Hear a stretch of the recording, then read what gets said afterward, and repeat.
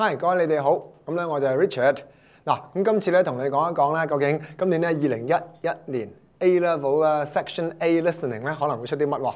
嗱，當然大家如果要做 past papers 嘅話咧，我建議你一定要做2005年至到2010啦。嗱，呢個係最 minimum 嘅啦喎，2005至2010，因為05年咧就比較上出得多 past tense 嘅動詞串法啊，咁同埋嗰份卷咧都幾深下嘅喎，講呢個香港淪陷嘅3年零8個月，可以留一留意。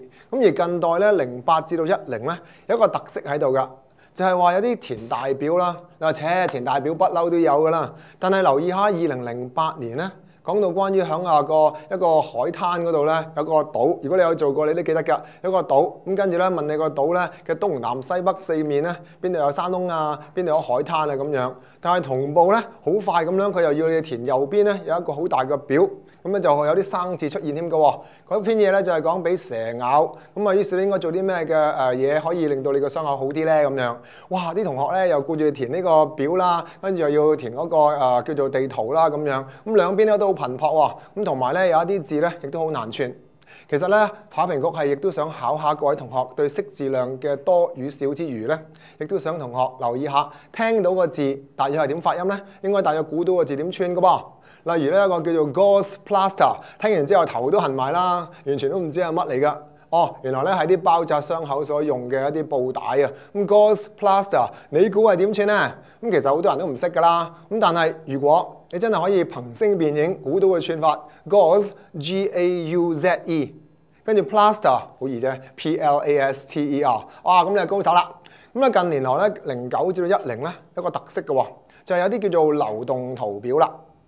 09年仲勁咧，就係個流動圖表。通常流動圖表咧一個格，跟住個箭嘴喺度指落去啦。咁啊，你唔好褪錯格，呢樣嘢係需要留意嘅。如果你褪錯格嘅話咧，佢係唔會俾分你嘅喎。咁因為佢有步驟式噶嘛。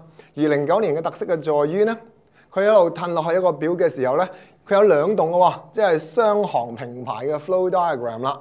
咁於是咧都難㗎啦，仲有就係中間都有箭嘴嘅話先緊要喎。所以你咧除咗褪落之外咧，仲要考慮下移左移右啊，甚至要彈翻上頂啊嗰啲箭嘴問題。咁呢啲不妨睇翻 tape scripts， 即係嗰個09同埋10年咧個錄音廣告 tape scripts。咁啊記住睇翻，睇下佢點問法。10都有出過呢樣嘢嘅，就係流動圖表啦。而呢3屆咧，特別係最尾嗰2屆09同10咧，就更重視呢個 true false 題目喎。嗱 true false 都係一種新嘅題種嚟㗎。希望大家留意一下，做翻多啲 true false， 唔好以為咧佢照讀嗰句咧，咁一定係 true， 有時唔一定嘅喎。聽清楚佢讀嗰句之前咧，有冇一啲叫做 I don't think 啊，或者 some people think that 乜乜，跟住個作者就係話，或者個講者就話 but， 嗱咁嘅情況底下咧，佢讀嗰句咧好可能咧就係錯嘅啦喎。特別留意下呢啲啊。